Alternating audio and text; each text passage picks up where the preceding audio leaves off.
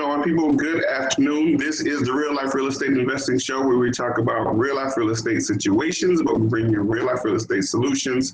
I'm your host, Glenn Glassford, affectionately known as Mr. Dollar Out of a Dime. And my guest today is a superstar in her own right. I think she is profoundly known as the real estate boss chick. Let me play a little clip real quick for y'all. Y'all need to feel this. Y'all need to feel the real estate boss chick. When I walk through, when I walk through, when I walk through, when I walk through, I got sauce too. Came with that gang, chopper rain, get her up, shine. When I walk through, yeah, she fine. Then who brought you? Twins in the bins once again. Yeah, I brought two. When I walk through, deal for the sneaks, couple freaks got them geek.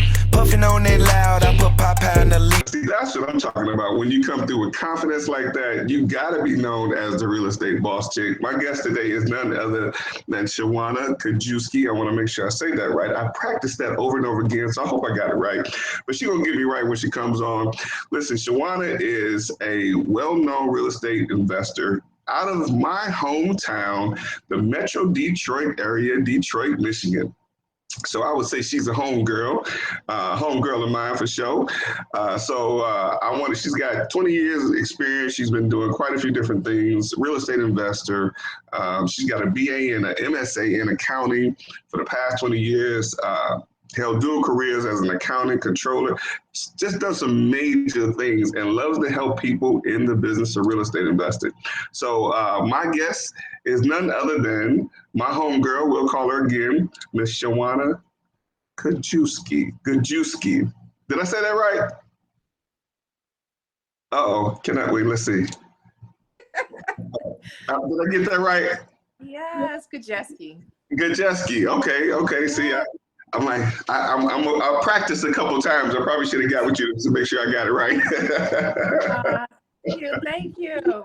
Thank you. Thank you for joining me today. It is an awesome privilege to have you, awesome opportunity to have you on. I know we're gonna get right into it, but listen, I gotta ask a question. How you like that intro? Did I do all right? A bomb intro. I know, but I love doing what I do, and yes, it shows. Definitely. And that's the thing, about this business, a lot of times people get into this business and the first idea they have, and I always say this, is to make a whole lot of money. But what I say is, if you don't enjoy it, what's the good of the money? If you don't enjoy it, if you don't have fun doing what you do, and I'll admit, sometimes I don't always have fun, but I love it. I have a passion for doing what I do. And in the midst of it all, just like you, I get a chance to help people. So again, thank you for being on. Thank you for doing what you do. Thank you for having me. Definitely. So I got a chance to share that you are out of my hometown, Detroit, Michigan. How do you like investing in Detroit? Well, actually, I was born in Memphis, Tennessee, so I'm a little Southern girl. Yeah. Okay. And so we moved here when I was a teenager, but I enjoyed here. I've lived here since I was 15 years old. It's home for me now. It's a different market, now than it used to be a few years ago, but it's so much opportunity here. Detroit is amazing. So I've actually been ringing the Detroit bell for quite a few years now. Some of my Atlanta colleagues said I was crazy. Now I'm actually getting phone calls. When you going back to Detroit? Because there is great opportunity here in Detroit. Now, we don't want y'all, if y'all coming to invest with us in Detroit, don't come playing. You got to come correct, because there's a lot of opportunity. The ROI, you got to know what you're doing. Yeah. It's because it's a beast in these streets. It is. So what do you like most out of investing in Detroit? Well, I like most the variety. There's so many aspects of real estate opportunities here. Whether you're, for me, I'm a property manager. I manage properties. I also own properties. I'm a landlord, and I'm a landlord for people who want to own properties that don't want to be a landlord, that don't want to get those 2 a.m. phone calls. I do that. I also do fix and flips. Love it. Love taking the ugliest house and renovating it and turning it into something amazingly beautiful. I also do construction, so I love pulling on my boots and hauling lumber and drywall and all those things. Crazy. I'm a different type of girl. And then I'm also a real estate agent and broker. And I love helping people, discover their dream of home ownership. So, the thing about Detroit, there's so many different opportunities and everybody can get a piece of it, find their niche in this market. Great stuff. Great stuff. So now let me ask you this. Are you investing in the city of Detroit proper or in the outskirts, like the metro area, different metro areas? Primarily in the suburbs, the out areas, not directly in the city. I have some business there, primarily investors with property management and doing construction, but I don't actually own any properties in the city right now. In Southfield, Westland, Romulus, Inkster, those surrounding areas. Okay. So you do some stuff in Inkster as well. So Inkster is, yeah, Inkster is where I was. What's one of my partners say? So Inkster, let me put it this way: Inkster is where I was born and raised. But I tell people I grew up when I moved to Atlanta. So I was born and raised in the streets of Inkster. Yeah, the area where it's commonly known as Saigon or Little Saigon. Serious, I know. There's a lot of opportunity there, though. It's a great rental market for investors. The prices aren't too high; they're very competitive. And actually, some of my first rental properties I purchased in Inkster. That's how I got started. So. Good stuff. So, and what I find in Detroit and then actually area, especially like Inkster particularly, is the return on investment is much higher. And, you get more dollar for dollar return on your investment, for properties that I know about in Atlanta, where you probably spend 150,000, and probably maybe get $800 or $900 in rent. The same property, you spend 50,000, and that's probably all in the area like Inkster, buying and fixing. Is that what you're finding in that area? Or less. So a couple of properties I bought. One, I love telling this story. Back when they started doing the tax foreclosure a few years ago, so that Wayne County would have the tax auction and you could bid on the properties. And I literally bought a house for $3,600. Wow. A 3-bedroom house, 1.5 bath, basement, 2-car garage on a corner lot for $3,600. And I put about $7,000 into it. It looked like somebody bought it and they started doing a lot of work, and for whatever reason they lost it. So you're talking about less than $12,000 in, free and clear, and it now rents for $1,000 a month. And I've had it for about 7 years now. Wow. You say you want to sell it? Is that what no, you say you want to sell it?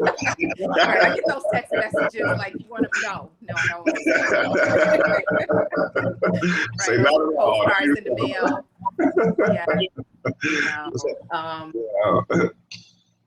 So definitely the return on investment is huge. Wow. So you said you're a broker, and you're a broker with EXP, is that right? Yes. Okay. Yes. So let me ask you this. So with all of your accolades, you've been in accounting, you've been and also in property management, Cook Property Management is the company, right? Yes. Okay. So let me ask you, how does all of those things how do they work together for what you do as an investor? Well, they all kind of have their own area. Cook Property Management came about when the market crashed back in 2008. So, before that, we were buying investment properties. The sales market was really high. So as a realtor or agent, the commissions were high. And then all of a sudden now, the market crashes and the values drop considerably. So, you know, you weren't getting those huge commission checks. So you kind of had to reinvent yourself. So you've got all these foreclosures on the market. You've got bank-owned properties that need to be managed. And so that's when I decided, hey, let me, you know, I still want to do real estate. I still love this. I just got to figure out how to make some money with it. And I switched to my own property management company. And so that's how that became, you know, came about. In order to do that, I also needed my broker's license in order to be, you know, licensed as a broker and to have those transactions and be legit. So that's kind of how those two, you know, work together. I had my own agency. I had agents that worked under me, and, you know, that was great for a while. And then I got older and I'm like, I don't want that much responsibility anymore. So I decided to transfer my brokerage over to EXP, where I can still work with other agents. I can still have agents under me, but I don't have the supervision and the liability that I had with running my own brokerage. Wow. Okay. Good. Yeah. Work smarter, not harder, as you get older. Absolutely. You know? Absolutely. Yeah. So you were in corporate America for some time. Tell me, how was the transition? How did you break up with corporate America, as we call it? Yes, to transition into what you're doing like now. Like a bad boyfriend. We broke up. Like I was not coming back anymore. We are through. You don't treat me right.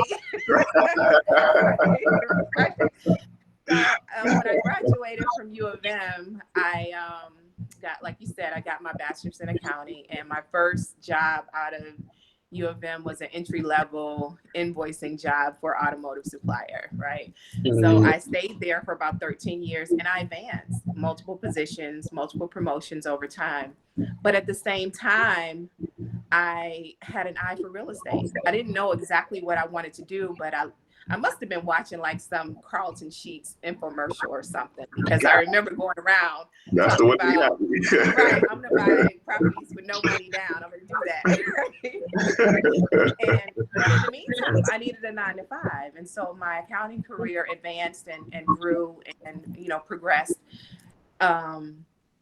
So I always did something in real estate, did sales as an agent, but I had my 9-to-5. And I worked literally for 20 years. So my last position was as a controller.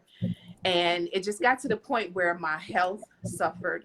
My time was invaluable to me and my family, you know, and I was just tired of working for a company. I loved what I did and I was very good at what I did, but I got tired of working for a company that didn't appreciate me more than they appreciated their bottom line. And so over probably the past, you know, the last couple of years that I worked there, I was working 15, 16 hours a day, you know, and it was just painful. And the stress started to take a toll on my health, and I didn't want to do it anymore. I literally quit 3 times. I quit the first time I quit, I'm like, look, you guys have 30 days to replace me. I'm going to, you know, give you a 30-day notice. Wow. So after the 30-day notice, will you work from home? I said, okay, I'll work from home. I didn't quit. Then I said, you need to hire somebody else. I'll help you find somebody else to replace me. You hire him, I'll train them, and then I'm going to quit. Well, they hired somebody else. He lasted about 3 weeks. And so then I'm still here. Wow. Well, then I ended up getting really sick, and I went on vacation with my husband, and he goes, look, now's the time. When you go back, you need to quit, and you need to give them just a 2-week notice and be done. It was one of the most difficult decisions, but it was the absolute best decision. Wow. And I don't regret it. You know, I left a 6-figure income, you know, prestigious management position to do what it is that I love, create my own schedule with unlimited income potential, you know.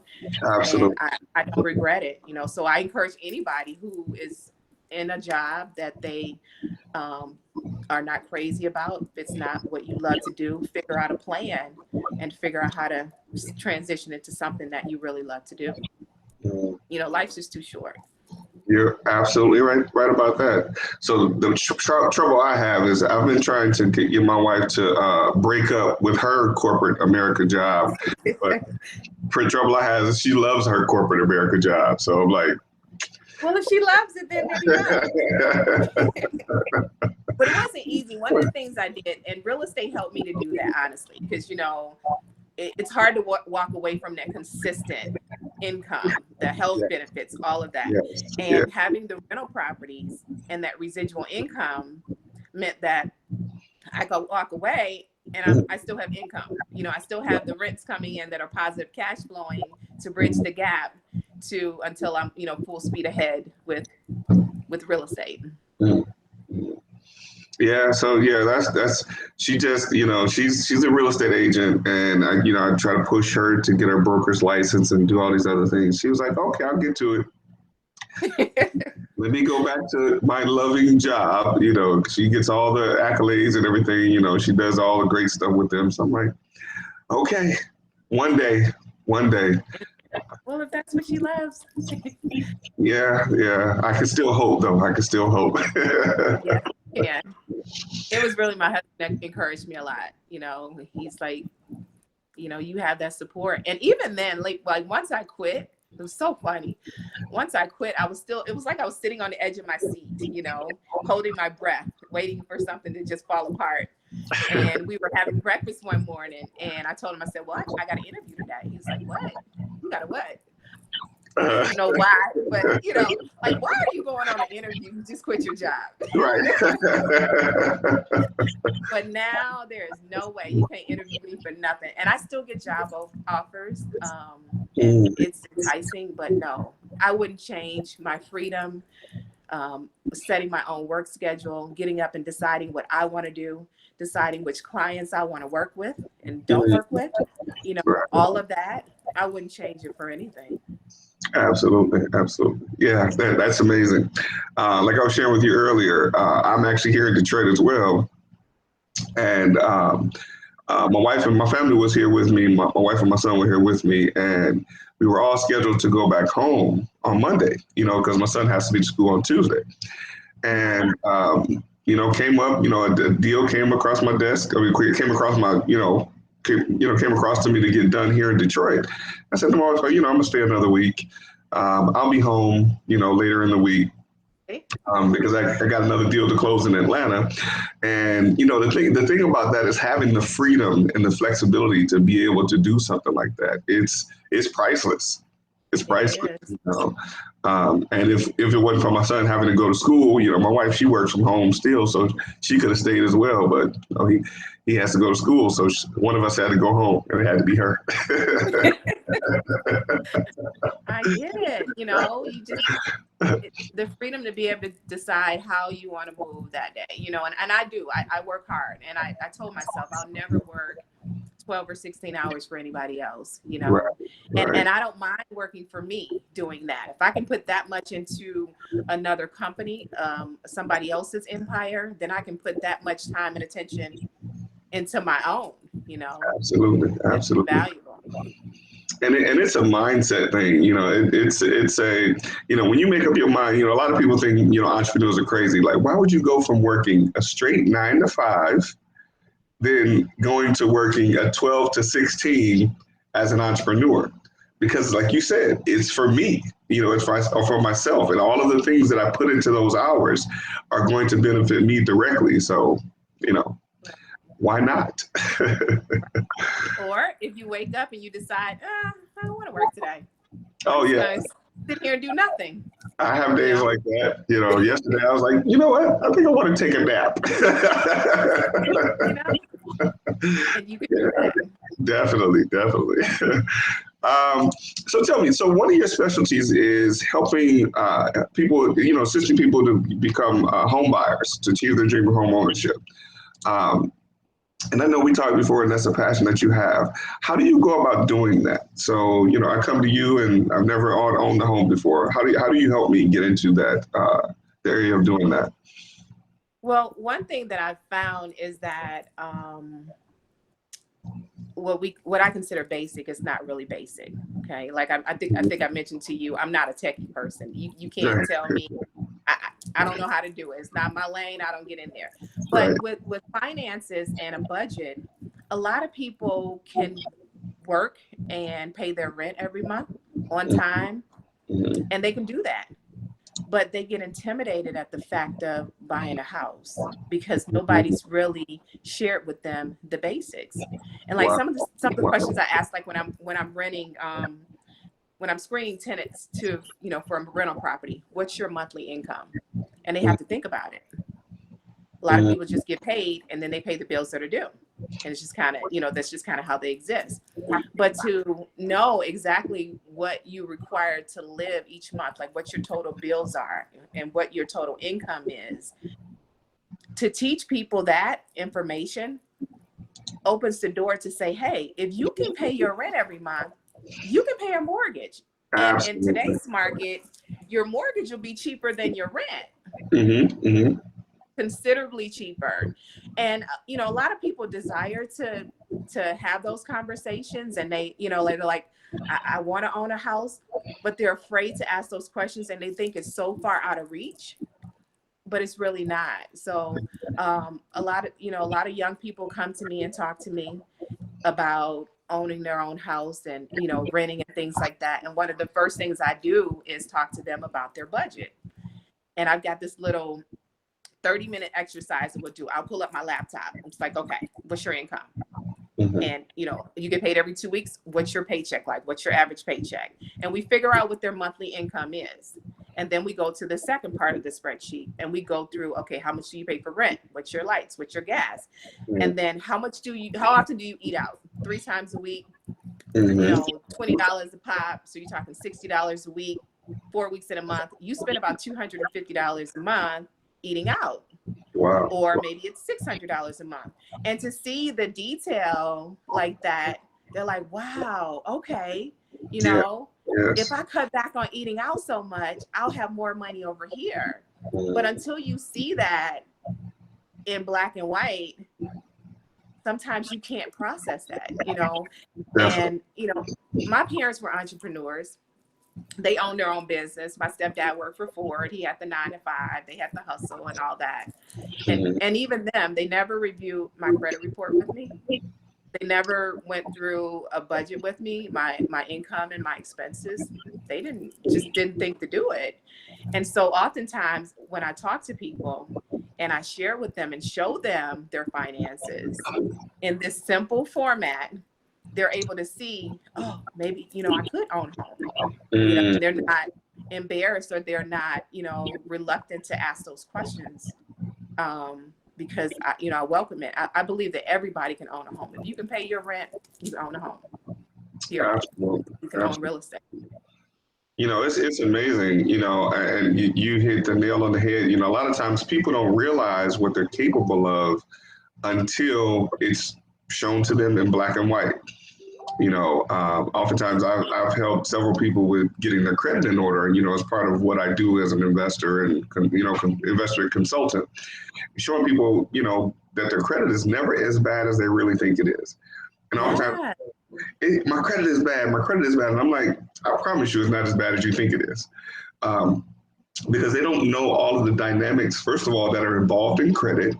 Most of the people don't know the dynamics involved in managing their finances. Just writing those things down and seeing it, where they're, in many cases, throwing money out of the window. Once you show people that those that want to do something different will immediately start living their lives differently. I developed a habit years ago of kind of writing down everything. I don't do it anymore because I do too much. But just writing down. You make a lot of money and you don't need to anymore.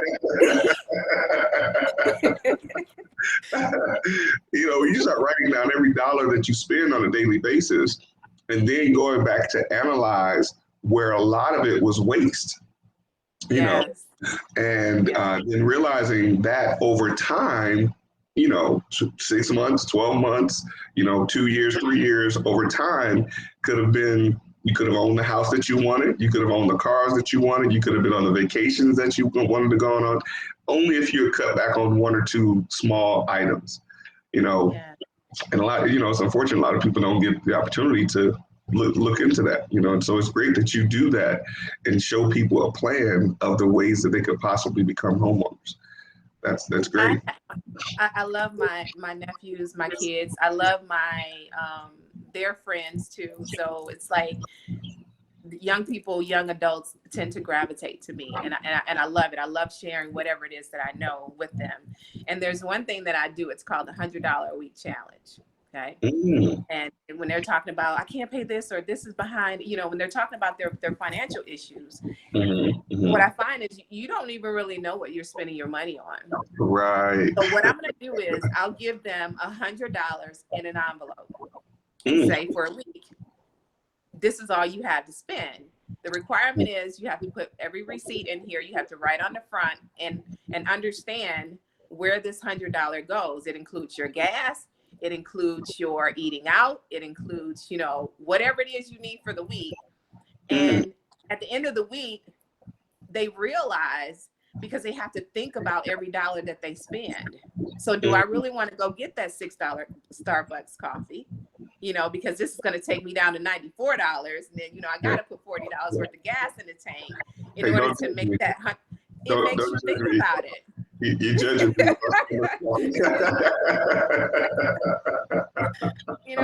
So it's like one of the most amazing exercises, because you really, really have to think about what you're spending your money on. You see it in black and white. And it's not something you can do every week, of course. But if you do it once or twice, or when you do it when you're in a pinch and you need to, then you can keep yourself, in a good financial position. So, and the kicker to it is, if at the end of the week you can show me everything you spent that $100 on, you don't have to pay me back. You get to keep it. Wow. Okay. So I'm gonna have to try that. I have to try that. I hope my daughter's watching. I'm coming for you. I want you to see this. But no, I mean, and the thing is, like you said, the part that people will understand is like when you put it in paper in writing for them, like even keeping the receipts and showing this is what I spent this money on, and how I could possibly scale back to save it over time. It's amazing what can be done. Right. Good stuff. So you also help investors. You help investors find properties and help them get together in investing and things like that. How does that come together? How do you do that? Well, as a real estate agent, I have access to the MLS, so there's so many opportunities on the MLS. But lately, been seeking professionals such as yourself. These wholesalers have been bringing us some great deals. Okay. But what I do is I help them to analyze deals. I have a number of clients that are investors that are looking to invest. Sometimes first-time investors. Some are, reoccurring investors, and to look at a deal. With my background in construction, in rehabs, in real estate, I'm able to analyze the deal and see if it makes sense, which is so critical. The other part of financing that makes real estate, that is the key to real estate success. You've got to be able to look at the numbers and see if it makes sense, Absolutely. And even, doing a rehab or doing a fix and flip. So my first fix and flip, I did with a partner, and we did well. My responsibility in that partnership was to maintain the budget, detail line by line what we're going to spend on doors, what we're going to spend on paint, the flooring. Every line item had a budget, and it was my responsibility to make sure that we stayed within that budget. If you go over in one line item, you've got to go under in the other, just to make sure that you don't exceed your budget. And then you also have to account for surprises, things like that. In my first solo fix and flip by myself, I made over $100,000. And that's when, literally, I cried the whole day. I cried the whole day, because it was like the confirmation from God that, yes, you are doing exactly what you should be doing. And, of course, I don't expect to make that on every deal. But, and a lot of that had to do with having a budget and understanding the cost to know, okay, I can put granite in this property, or no, we've got some drain issues, so I need to scale back and do butcher block, whatever it is. You just got to understand numbers and make sure that you stay within that budget. And so for my investors, they appreciate that. They appreciate, you know, how I protect their money. Right. Protect it like it's mine, you know. Absolutely. Absolutely. So, and you said a couple key things that I want to make sure we point out for the people that are sitting in the back that may miss this. We're gonna circle back. So you said you have to watch line item by line item. Yeah. Right. And if you go over in one area, you got to go under in another area. So number one, how is it that you watch those things? So how do you know? So it looks like you have a fan. I want to make sure I put the fan's comment up. I don't know if you can see it. I can't see it. Steve says enjoying this podcast. That's my boo. Thanks for tuning in. So how is it that you manage to know what you need to spend in one area? So for example, you talked about how much you need to spend on doors, and then what you need to, whether or not you need to put granite or butcher block. How does one come to the point as an investor? How do you come to the point of understanding how those things work and how you stay within budget as much as possible? Can you explain that to us? Yes. So some of the things that I do is I have a spreadsheet detailed out. I walk through a property, I decide what it is I need to do. Okay. And I have an idea of cost, you know, $2 a square foot for material or whatever. I know my cost and a lot of it is based on Home Depot. If I don't know, you know, I don't know how much this barn door is going to cost, I'll just Google it and see. But line item for line item, I mean, it's detailed. If my landscaping budget is $750, then I know what my expenditures are. I keep track of it, you know, and I go through and I update that spreadsheet with every receipt, every check that goes out, and I make sure that I, you know, stay within my budget. And then I also put like a $5,000 plug, you know, for a big rehab project or fix and flip. There's a $5,000 line called miscellaneous. So many things. I always put that in there, and I just make sure that each item I look at, you know, on a daily basis, and I don't make decisions, you know, just off of impulse.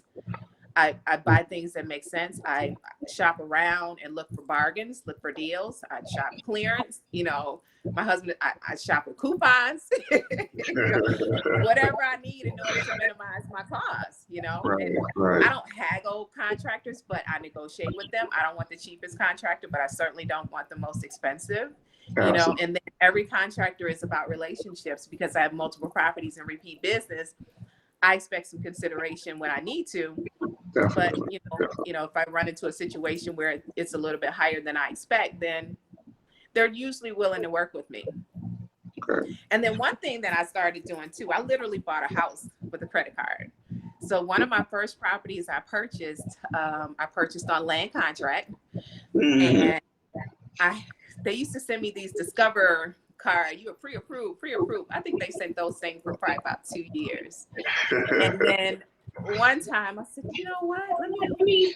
Let me fill this out. So I filled it out, and I was able to get a $10,000 cash advance. I think it was like a 2% fee.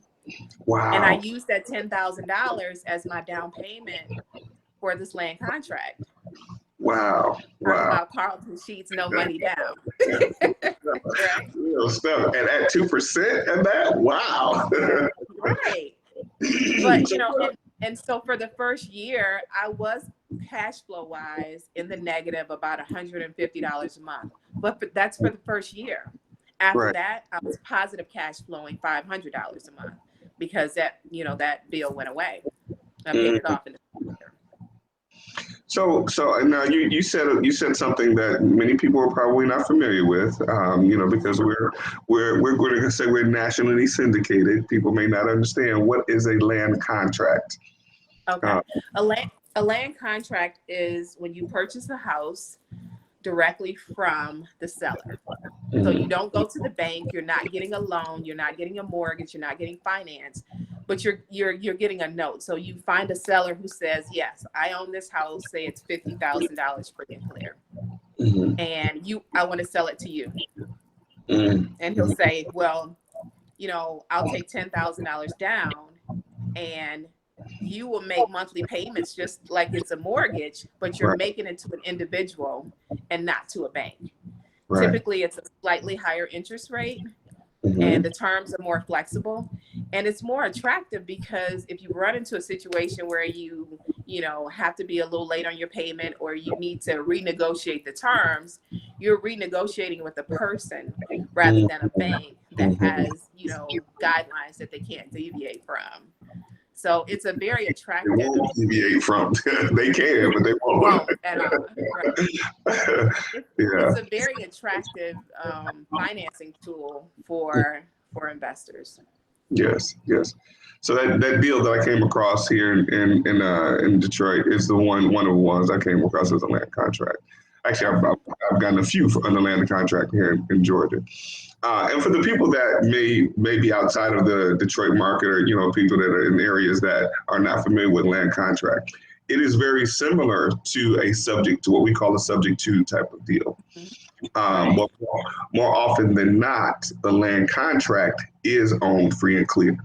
So it's not necessarily, it doesn't become subject to, because subject to is technically subject to the existing financing, but there is no existing financing. So it's basically directly from the seller. So, but yeah, it's a great way to purchase. And you talk about flexibility.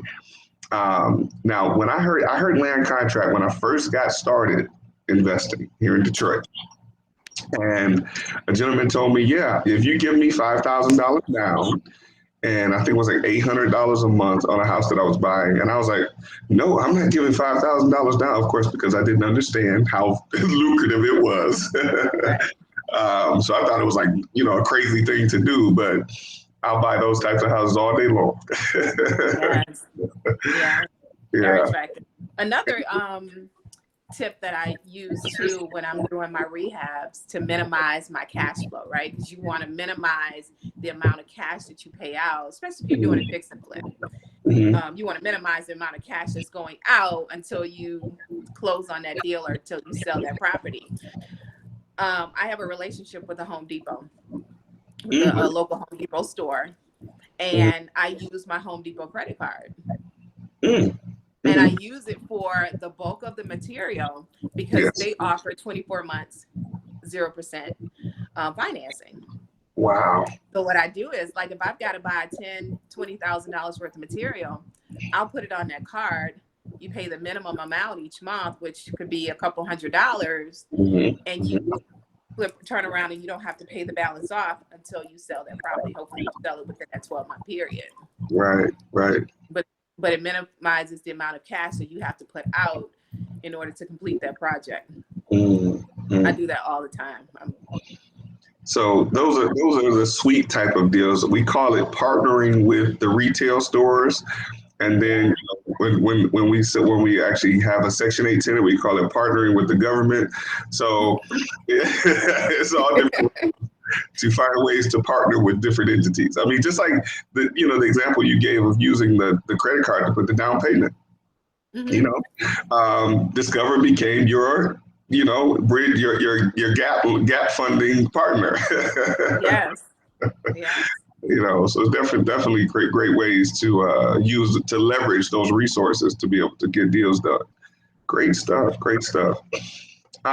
So tell me, what are some other creative ways that you've used to invest in real estate? There's mainly the traditional ways. I mean, I've been able to, like I said, the tax foreclosure sale, which is actually coming up in September. So any investor out there who's looking to, look at tax foreclosure properties, that was a great way. Again, you mentioned the land contract as well. That's a amazing way to do it. Sometimes people, if you got a few $1,000s cash, or you can get your hands and pull some cash together. Another option is a private lender. If you've got a private lender, someone who's interested in investing in real estate, but they don't want to be on the ground. They don't want to, walk the properties or do the rehab or anything like that, but they've got some cash that they'll allow you to utilize, and you give them a return on their money. I've done that as well, partnered with someone, a private lender who has, whatever amount to invest, and you use that money along with your money purchase a property, flip it, and then you split the proceeds. Definitely. Great stuff. It's really my preference to not utilize banks if I don't have to, honestly. Right. Yeah, I mean, because a lot of times there's a lot more hoops that you got to jump through to go through banks and things like that. Yeah, it makes sense. Yeah, definitely. Leverage the least path of resistance. Yeah. So, as a real estate agent or broker in the Detroit area, what are you seeing in the market now? We've had this trend, or we'll call it this frenzy of people buying over market, and the market just being on fire. What do you see happening in Detroit? What do you see for the future of Detroit, like in the short term? We'll say the next 6 months. Do you see that continue to happen? I think so. I think it'll slow down a little bit, though. Just a little, but not. It's crazy now. I've never seen anything like this. Where people are spending considerably more than the appraised value for properties, and you've got multiple offers, highest and best. Appraisal guarantees, meaning it appraises for $200,000, and you're going to add another $15,000 cash on top of it, just to make sure that your offer gets accepted. But what if I were to project what would happen in the next 6 months? I see it slowing down a little bit. I see those prices starting to come down, a little bit. Not to the point where it's as long as these interest rates stay as low as they are. Yes. And that's the attractive thing, and people are educated about, because the rental market is crazy. Right. People are paying more for houses, people are paying more to rent as well. So the rental market is crazy. And, for people who have been responsible for their credit, who can take advantage of these low interest rates, they're going to continue to do it. But with the inventory being as low as it is, and, minimizing the opportunities that are out there, I do think it'll slow down a little bit. Okay. What's the cutoff time to buy a fix and flip in Detroit? The cutoff time? You mean like the turnaround time, or when you need to stop to be worried about it? Well, I have my own theory, but I'm putting you in the hot seat. Okay, go ahead. So to purchase a fix and flip in Detroit, so it being September, and we know the winter months are coming. For a major rehab project, would you buy something in September to do a major rehab project on for the next 90 days to 120 days? Yes, I have two right now that I'm working on. Okay. Yeah. I bought one in October. It doesn't matter. We're still working the cold. We know how to move in Michigan in the snow. Okay. And in this cold, it does not matter. We do not care. Okay. So, and I have a few rehab projects that I'm working on here, and I'm just like, we need to hurry up before those winter months come, because of snow. I mean, I've had we'll call them tragic situations happen trying to rehab in the wintertime. That's been I think it was back in 2003, I think 2003 or 4. I was working on a few rehab projects here in the wintertime. And one of my partners at the time, I was trying to get him to understand that we needed to put a roof on a house that we had already done the inside of. We had hung the sheetrock and everything, mudded the sheetrock, everything in the house was looking great. And I told him, I said, we need more money to put the roof on. He didn't want to spend the money to put the roof on. And what happened is it snowed real bad one day, and there was a lot of snow. And that snow leaked inside of the house after it melted. And it messed up everything on the inside. So we had to start all over. Oh, no. So I was like, I don't know if I want to rehab a property in Michigan during the wintertime anymore. Well, you learned from it, right? Now you Absolutely. So I will go. Right. And the easiest thing we probably could have did, if not putting the roof on, was at least put a tarp over it to protect us from that kind of issue. But you live and you learn. Yeah, I called it a lesson. I mean, although expensive, it was a lesson. Yes. Yeah. Yeah. So you said you got 2 projects going on now. What all are you working on right now? I have a fix and flip in Redford that I'm working on. I love this house. Like from the outside, it is so beautiful, but it has not been occupied in 10 years. It's the craziest thing. Um, First, an investor bought it, and I think he had it for about 7 or 8 years. He gutted it out to the studs, did the framing, did the plumbing, um, did most of the electrical. And then I don't know what happened with him, but he decided to sell. So then next came another investor. He purchased it, and then he added a little bit to it. He did the waterproofing in the basement, changed the sewer line, and then he just decided to move on to some other bigger projects because he does, commercial uh, commercial construction and real estate as well. So he never circled around and got back to this project. Well, a wholesaler apparently contacted them and offered to, wholesale the property for him. And that's how I ended up getting it. So I'm working on that project. We're offering construction training through this project because it's the perfect platform. You've got a completely gutted house. So we have 13 people who have signed up for drywall training, free training, and we're going to drywall with the entire house. And then I also have another project in Ferndale. I got to be a little bit more creative with this one. This one, a family lived in and they were relocating to Florida and they wanted to sell. So I'm also working on that one as well. I love the community. The Ferndale is a unique area and unique community. Yes. So I'm really excited about, how this one's going to turn out as well. Okay. Interesting. So tell me a little bit more about you said the drywall, you're doing drywall training. Yeah. So I guess people are coming by to take a look at how you're hanging the drywall, or how's that coming together? No, see, so I partner with a lady named Leanna Noble. She's another lady in construction. She was actually featured on Channel 4 probably about 2 years ago, I think. And her niche, she likes to teach people how to do construction, where there's women like ourselves who want to learn how to hang drywall or do flooring and things like that. And so she has a whole format, a training class. And I decided to call her and we partnered together, and she set up the link. She's doing the Zoom classes, teaching them the background about drywalling, what nails to use, the different types of drywall, all of that. And then next week, we'll actually start on site and she will show them how to hang the drywall, how to mud it, how to tape it and sand it. And then they'll walk away with a certificate of completion and also walk away with tools for drywalling so they can go out and bid drywalling jobs or even work with her on other construction projects or myself or, other construction jobs. And Home Depot is actually sponsoring us and providing the tools for those individuals.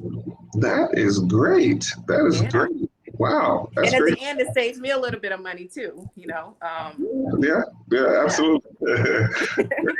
Great stuff. So that leads me to another question. What are some of the things that you're most proud of that you do or have done in real estate? You know what? I'm a firm believer that there's room for everybody at the top, And so I love sharing anything that I know, anything that I can, any information I can give someone to help them to be successful as well. I'm not holding back because at the same time, I need that information too, Absolutely. And so I'm most proud of the fact that I give everything that I have in terms of my knowledge and my skills. I'm always willing to invest in other people to help them, be successful in real estate, whether that's to be just a homeowner or whether that's to be an investor or whether that's to, just to be a better financially responsible person, whatever that is. And so that makes me feel good inside. I can sleep well at night knowing that I've, helped someone else in that regard. Great stuff. All right. And it's oftentimes that a lot of people miss let me say it this way. I think there's lots of people that are looking at this business of real estate investing that want to get into it, but don't necessarily appreciate the value of what's being offered or what's being done in this business. I mean, just the idea of having or knowing that there is a way for you to stay within budget, you know, because several projects I've done have gone over budget. But when you talk about having a line item after line item and doing the work to get to the point of understanding what it takes to stay within that budget, I think it's difficult many times for people to appreciate those things because they see programs on television like HGTV and the, you know, things like that, and the different flip this house, flip that house, and flop this and flop that. You know, most times they don't really get the details of how all of that comes together. So it's difficult, you know, when you have someone that's interested in getting involved in a business like this, where the first thing they hear is, I can get in with no money and no credit. And we know an overwhelming majority of people fit that bill. But what they miss is, although that isn't quite possible, there is quite a bit of knowledge and expertise and, you know, and work that gets involved to getting to the point of being able to get in with no money and no credit. Yeah, you got no money, no credit, but you got to have some sense, at least some common. You got to have somebody's money. Right. Just make, you know. Exactly. Yeah, somebody's got to spend some money. Sometimes somebody's going to use some credit. So, you know, you just got to have the knowledge and expertise to know how to get those resources together to make a deal happen. You know. Right. That's, you know, it's so important. It goes hand in hand. Finances and success in real estate. You can't have one without the other. You got to understand. It's basic fundamentals of finance, but some of the basic fundamentals aren't so basic because people don't just automatically know. You know, you're not taught that in school. You're not. You know, I mean, there's no, you shouldn't graduate without looking at your credit report. You know, there should be a course somewhere that shows you that, you know, somebody's credit report.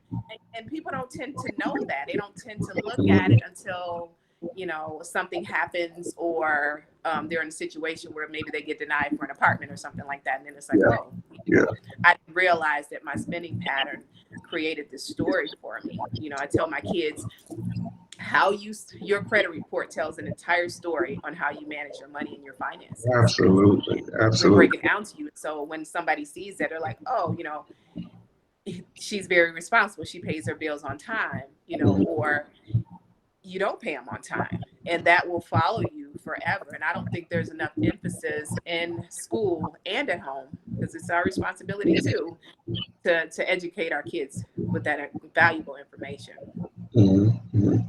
And you know, there's this, you know, of course, that's one theory, but there's another theory that bad things happen. I'm using my air quotes. Bad things happen to good people.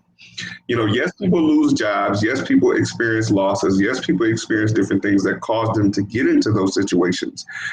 But don't go and try and apply for a $50,000 car when you know you've had those types of situations, right? Because just like you said, that credit report does tell the story of how you've lived your life and how responsible you've been. And the thing is, when you know you've had those shortcomings and those downfalls, it's not the best idea to go and present yourself as a person that can buy a $50,000 car or anything expensive without educating yourself on the steps that it takes to get that credit situation back in order. You know, and that's the thing. There's so many situations out there that take advantage of people who don't know those things. You know, yeah, you can get qualified for this car, you know, down payment, $5,000, but they don't tell you that you're going to have a 25% or 29% interest rate. Yes. Isn't that crazy? What does that mean? Right. And so people, you know, I say young people because, like I said, I just love them. I love giving them this information. Don't really understand what that is. Somebody's charging you 25% interest rate. It's like, you know, you give them $1 and they're going to give you 75 cents back. Right. You know, every single time. And when you put things in that perspective, it's like, oh, now you understand the impact, rather than you give them $1 and they give you get 98 cents back. I'd much rather get 98 cents back than, you know, 75 cents. And it's just the fundamentals, like I said, but it's not so basic. It's not, you know, it's just not enough emphasis on that. So that's why I'm looking forward to you coming to Detroit and us setting up this home buyer class. I'm with it. We definitely I gonna think make it'll be it happen. a turnout. Yeah, Yeah. it was definitely gonna make it happen. And what you said, that being said about the dollar and getting back 75%, and couple that with it being on a depreciating asset, it Yeah. gets much worse. Yeah. And when you talk about, when you say that, and here's the other kicker: when people talk about, I want to be a real estate investor, Mm-hmm. the key thing that they miss is the investor part, right? They want to be an investor, but they don't want to spend any money. They Right. don't want to invest any money. Like, you got to look at the key word of that. If you want to be an investor, the first investment you need to start making is in yourself. Yeah. So It takes time. It's not easy. It's not an overnight thing. mhm, It takes a little bit of time. That's why I think people kind of, I've known one of my one of my favorite clients transaction was a couple, and they were in their mid 60s, and they mhm. literally had been renting the same house for 25 years. Wow. 25 years. Wow. So when I sat down with them and showed them how much money they had paid in rent, it blows you away. To think that you can buy two houses, you could have bought two or three houses for this Yes. amount. you Yes. know it's huge, but people sometimes get comfortable in that environment and they don't realize, yeah, it may take you 6 months or 12 months or maybe even a 24-month plan. And Yes. because it's not instant gratification, Mm. some people just kind of stick to what it is they know, and they just kind of operate in that common area instead of going into the unknown and making the sacrifice and cutting your expenses and putting that savings away and not touching it for 24 months in order to achieve that huge goal of buying a property. Yes. Yes. Yes. Yes. Yeah. You got me even more excited about doing this class with you now. We're definitely going to make this happen. Yes, absolutely. I'm looking forward Yes, to yes, indeed. So, what is it that you want to share with the folks today? I mean, you shared quite a bit, let's make that clear. So, what is it that you want to offer to the folks as a service or something that you could bring to the table to help people get to the next level, outside of what we've already shared?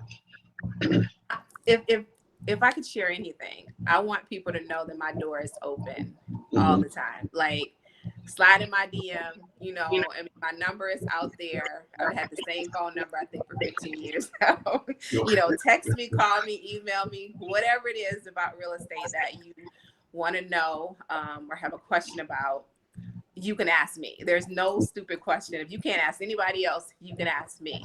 And I Right. want them to get the information that they need in order to, answer those important questions. Like I said, whether they want to be an investor or whether they want to be a homeowner or, whatever it is your goal is, if you need a platform or person to reach out to in order to get your questions answered or to get resources, then I'm here, and I'm open. I'm always open and willing to help.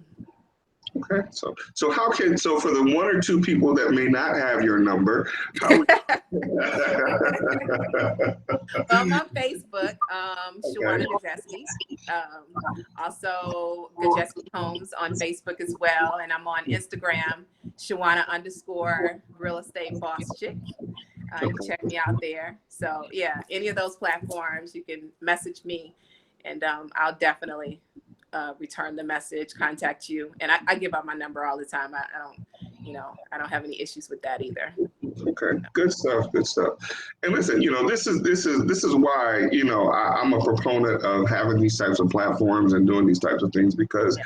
it's very important that folks like you and I share the value first of what we offer, and for those people that are really serious about getting involved in this business, helping them understand that there's a process, there's steps to doing what we do. Many of us didn't come in and make $1 million in 30 days or less. Right. So understand that there's a process, there's knowledge and education that's involved, and getting connected with the right people and following their lead and learning what they know is definitely a part of that process. So I salute you for what you do. My home girl, my sister, I appreciate you Thank for you. the information that you shared today. And I am actually here in town, and I want to come check out those projects that you're working on. I want to definitely come and check out what you're working on. So, Yeah. And we can talk more about the class that we're going to work on together.